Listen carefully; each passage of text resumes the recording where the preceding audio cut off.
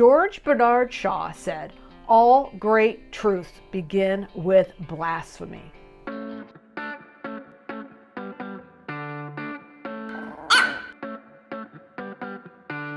At some point in every human life, everybody has to decide between fantasy and truth. And then they have to decide which is more important. For me, I'm going to choose truth every single time. But why? Even if it doesn't feel good, why would I do that? Because truth always wins out. Empirical truth always wins out in the end, even if it's not in my lifetime. That's not to say that choosing the truth doesn't come with some considerable peril, right? And it takes courage. It takes courage to go with the truth. It doesn't take a lot of courage to go with a fantasy, especially if everyone else believes in it too. But what is the truth? What exactly is the truth? The truth is something, in my mind, that stands apart from our imagination and our desire. I just recently lost my precious little baby dog, little Poppy here. It's in the corner. He's on that turquoise painting. I love my dogs, all of them, with my whole heart. But this guy was so special to me. And of course, when I tell people that he died, oh, he's gone over the Rainbow Bridge and he's waiting for you. You'll see him again. And how I wish that were true. I wish that were true. But can something like the Rainbow Bridge, where our precious pets are waiting for us on the other side, can that be demonstrated to a rational thinking mind to be true? Or is that just fantasy? You see, the truth has to stand on its own merit. And the Rainbow Bridge doesn't. We don't have any evidence for a rainbow bridge. We have the same evidence that we have for heaven, basically. Other people just telling us that, trying to make us feel better. I'm not going to go into my whole deconversion story. I'll link a video above where I go into all that, but this isn't that video. I'm going to talk about deconversion as a thing, not as my personal story. Deconversion, when you come out the other side, it's like a magic trick. It's like watching a magician. Once you see how the magic trick is done, you can't unsee it. You can't. And my fellow atheists down in the comments, they'll tell you the same thing. Christians want to believe that we're making a rebellious choice, that we're choosing not to believe in God, maybe because we're mad at God or that we want to go sin. But it isn't a choice. Deconverting is not a choice, okay? It's terrifying. Deconverting is one of the most terrifying and courageous things that you will ever do. And when I deconverted, it took me years. It was literally a years and years worth of doing it. And the actual ripping off the Band-Aid and doing it took a long time. And I was terrified and I was scared and I was sad throughout the entire journey. It's not a choice. I obsessed over it. But when I got to the other side, it became bizarre to me. And now it's bizarre to me that people believe this stuff, because I've done the hard work. I've been terrified. I've walked through it. I had the courage to do it. So now it's bizarre to me that people do believe in it. It makes me see how indoctrinated I really was. If you find these videos helpful in any way, give me a thumbs up, give me a like, give me a subscribe, and if you want to, if you're feeling extra generous, become a member. Well, you'll get members only videos. Okay, so how did I tell my family? This is the question. This is what so many people struggle with. This is the reason why a lot of people stay in Christianity or whatever religion they're in, because they don't want to tell other people. They're scared of being ostracized. They're scared of what will happen. I think that might be the most compelling reason that people stay even when they have questions or they feel like they don't believe. But I'm telling you that you can do it. And it doesn't have to be as hard as you think. And there's a couple different ways you can go around it. Now, if you're like me and you have a spouse who is also in the church, goes to church with you, and as far as you know is a believer, this is where you will really have to get the courage to just tell them. Because obviously it will be hard to fake sick, not going to church, right? I mean, eventually it's going to be very obvious. So with my husband, he was the one that kind of drove the train to go to church all the time. A lot of times when I was, especially in my doubtful phase, I'd be like, I don't want to go to church. I don't feel like it. And he would say, oh, no, we're going. And so for me, I was so scared. I remember I was making my bed. And it was a Sunday morning. And I was like, I'm going to have to go tell him that I'm not going anymore. I'm done. I can't do this anymore. And I really thought he would walk out that door and go to church and just tell everyone. And it didn't turn out that way. Funny enough, he said, oh, I haven't believed this stuff in a long time. All right, we don't have to go to church. He was doing it for me. And I guess for a long time I was doing it for him. And the truth is, neither one of us really believed anymore. So how crazy is that? But there's other ways you can handle it. There's other ways that you can tell your friends and family that don't live with you, that aren't seeing your church attendance on a weekly basis. And that's what I want to talk about.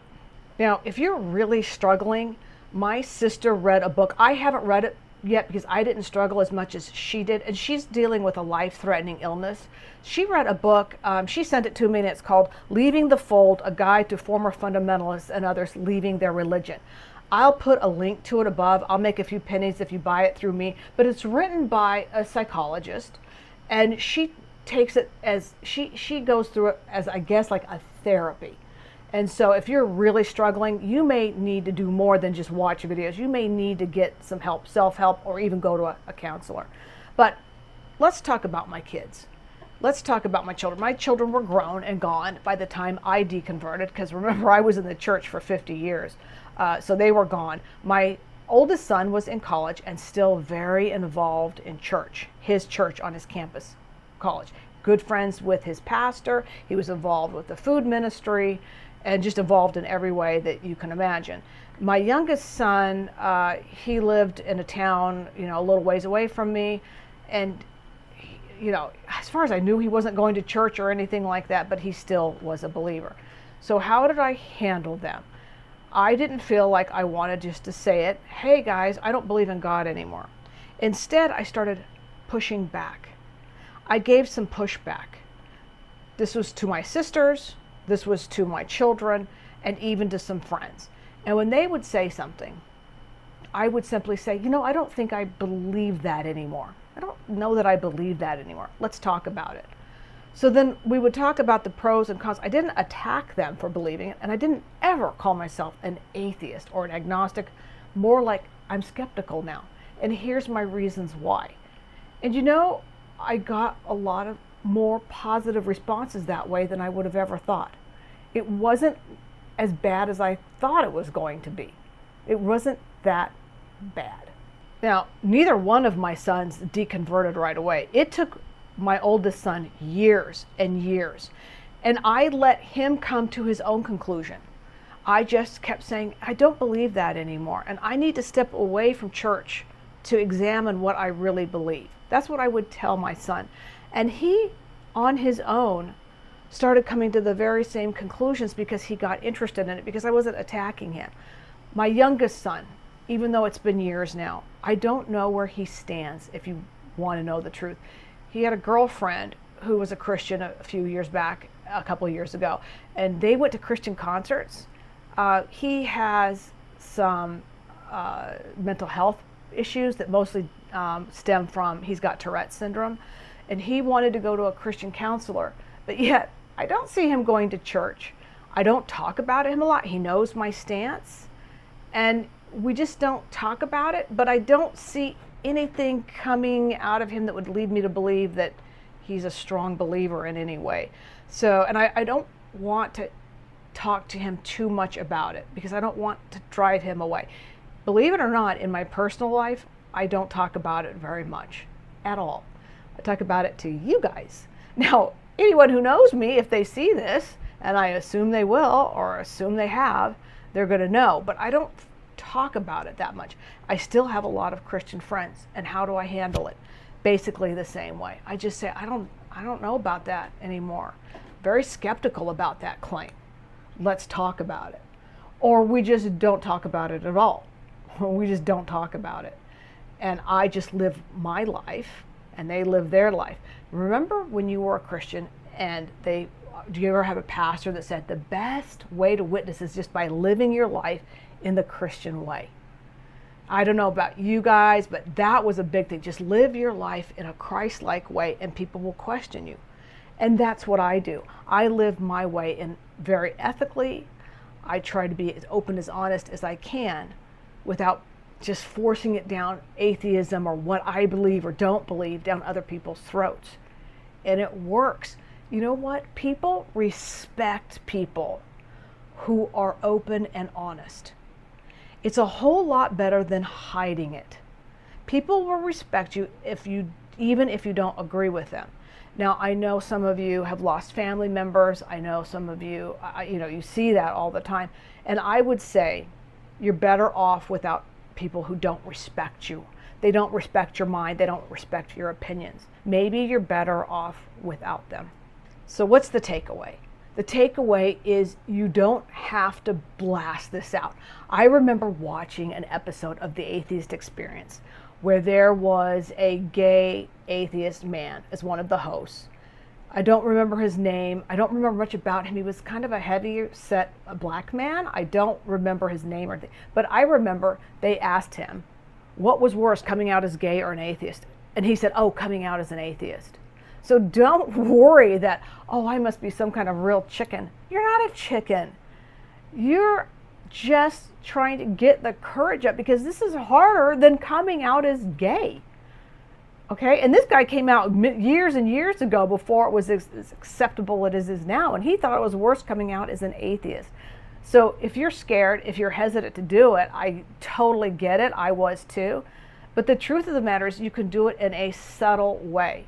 You don't have to scream to the world that you're an atheist. You don't even have to use that word. You don't have to use the word atheist. You can use the word of skeptical. I don't know that I believe that. Let's talk about it. That's how I would handle it. And that's how I did handle it outside of, having to tell the people I'm going to church with every day, every week. So that's my message to you. I hope that you got something out of this because I understand how difficult it is. I know what it does to your self-esteem. I know what it does to your brain. You're not thinking right when you're deconverting. You're just not. You're still messed up with what religion has taught you. It gets better, I promise. If you've done this in the comments, deconverted, and had to tell people, let me know, and I'll see you next week.